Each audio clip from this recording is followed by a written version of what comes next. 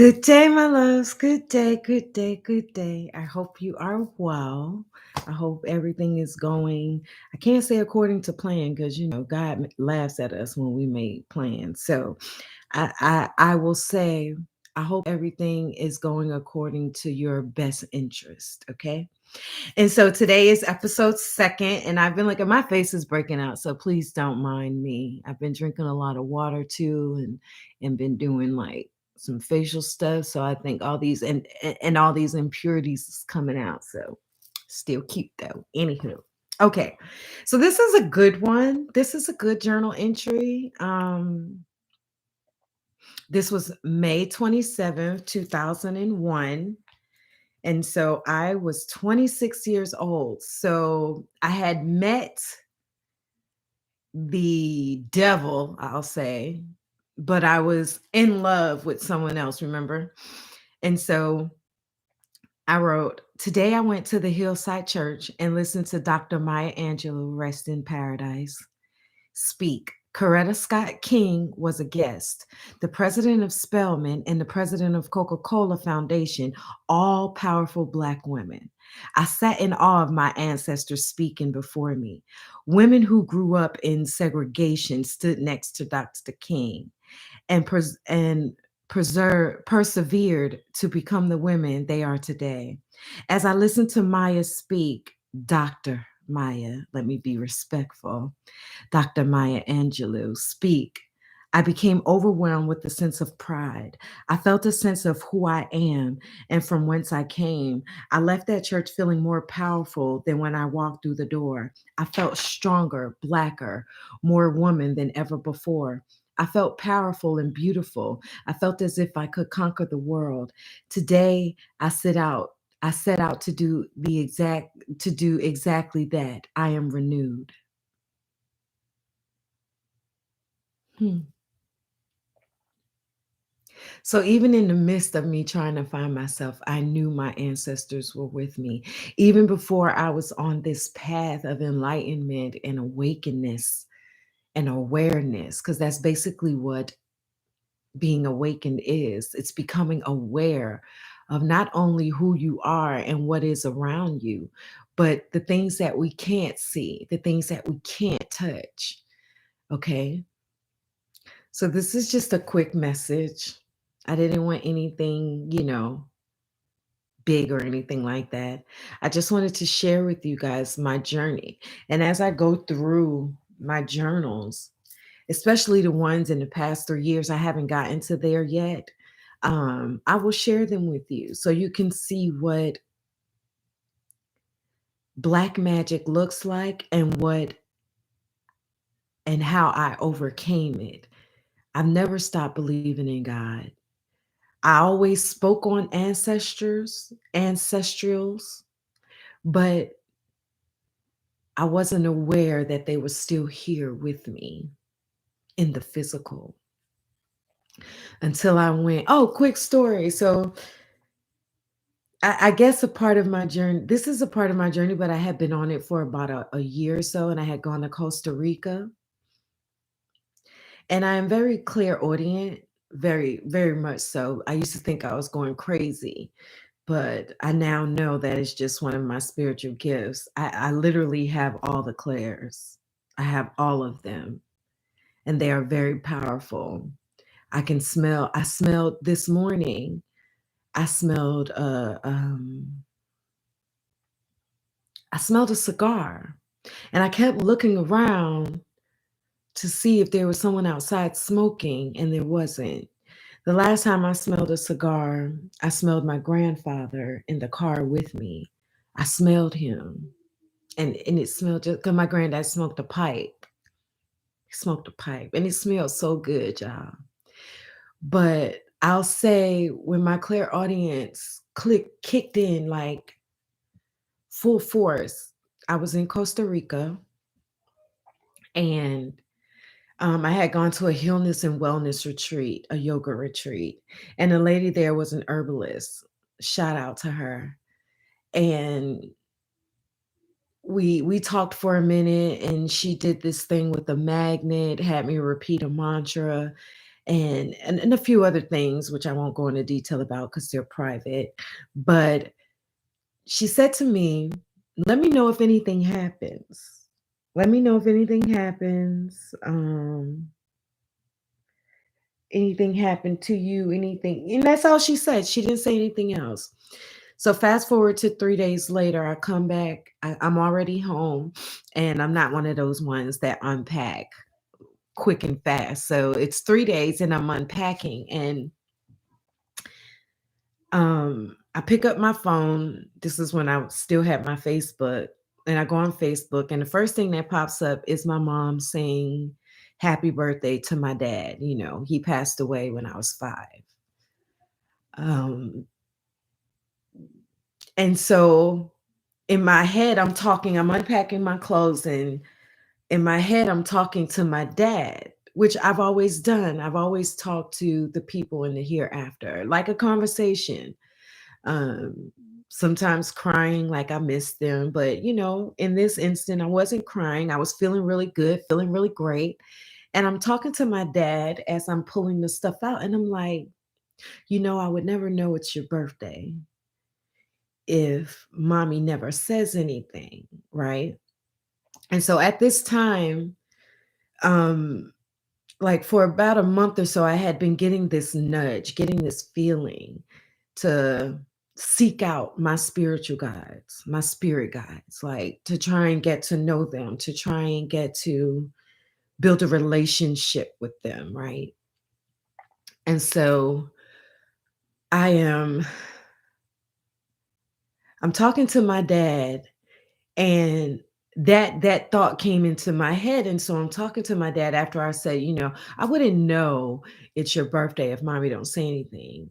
I'm not really good with birthdays, but I'm not good with I'm not good with dates, basically. I had a hard time in high school, like literally doing timelines and knowing when the the this war happened, and that it just never was good for me. And so I'm talking to my dad, and I'm like, I never would know it's your birthday if mommy don't tell me.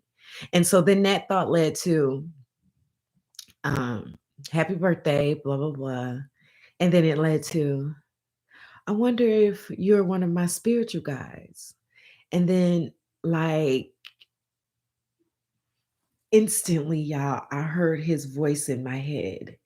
And it was like, I am. And it took so much out of me that I almost fell down, and I had to lean on my closet door, and I closed my eyes, and I'm like, no, no.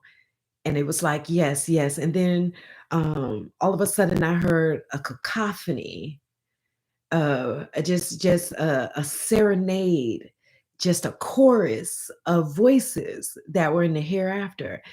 And not only did I hear the voices, but I seen them too. And it was a lot. It was a lot of people in the hereafter.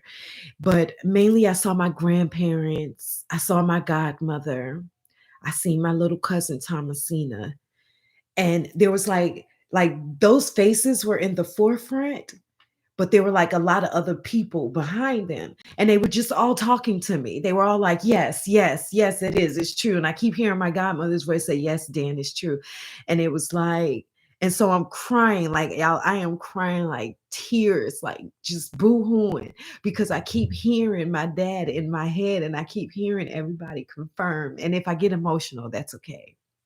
And I keep hearing everybody confirm that, yes, it was. And so I'm like, well, why did you have to die? And he was like, well, because that was the only way that I can protect you. I can protect you better.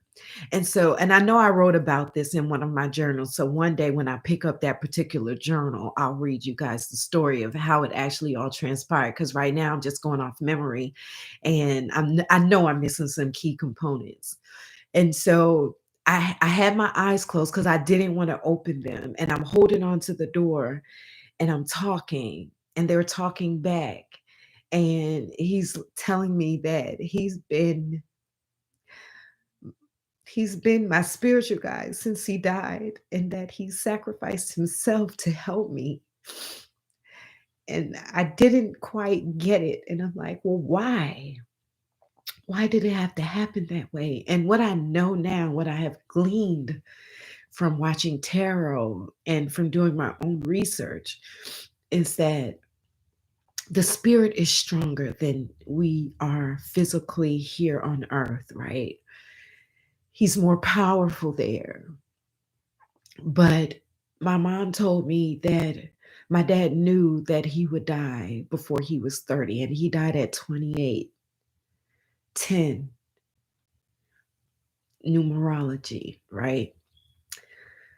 And so that whole day, he was like, I've been there with you from the beginning. Like, my eyes are still closed. I am like holding on to this door for dear life, y'all. I am holding on to this door for dear life.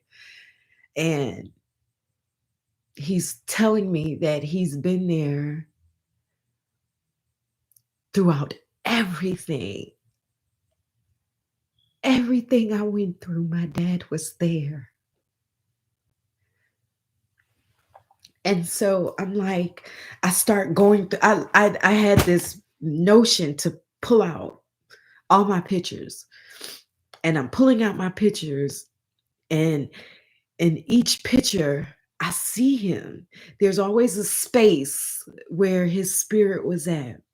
And I'm like pulling out pictures, y'all. I'm pulling out pictures. I'm pulling out pictures. I'm pulling out pictures. I'm pulling out pictures. And I'm like, oh my God, this is so wild. This is so wild. So the rest of the day, I'm driving Lyft, and he's talking to me. I feel him sitting in the passenger seat. I feel him wanting to talk to me. And still nervous and scared. I wasn't ready to have those types of conversations. Like, we had that long conversation, and one day I'm gonna find that journal while I was holding onto the door. I say all that to say that I really didn't pick this path, but this path chose me. The path chooses you. It is divinely orchestrated. So if you're being called to do something, if you are being called to take on this spiritual path, do it. Your ancestors need you. They need you to do it. I broke generational curses from my lineage. I freed my dad from purgatory. I freed him. I did. And one day I'll tell y'all about that story. I remember telling one of my karmics and her aunt about the story. And I was so excited because I didn't know I was freeing him. I thought I was healing myself because my dad used to beat my mom. And I remember it vividly. I now know that he was fighting demons. I know it. My dad was very spiritual. Um, I believe he was the one that was chosen from his generation, from his family, to break the generational curses. But things happen, and the demons got the best of him. Whenever you can hit a woman, hit your wife, hit a gift that was sent to you, there's demonic forces at play. My dad, I found a letter and I read it to my mom that my dad wrote. And he was so spiritual, y'all. My dad was so spiritual. And during this time that I freed him from purgatory, and this is the first time I'm feeling this and saying this, I never thought that I freed him from purgatory until just now. But I thought I was healing myself. I thought I was healing myself, and it was during a meditation because I didn't realize that I was angry with him. I can say that now. I was angry with my dad, not for just him leaving, but for him traumatizing me from beating my mom in front of us. But I freed him. I freed him. And I know I freed him because I watched him walk away in the spirit room while I was meditating. I watched him walk away. I watched him get on the elevator. Now, I don't know whether or not that elevator went up or down, but I know I freed him. And so this is just a quick message. If you are being called, answer the call. Your ancestors need you. Answer the call. Answer the call. Namaste, Mazel Tov, Ashe, Ashe, Ashe, my loves.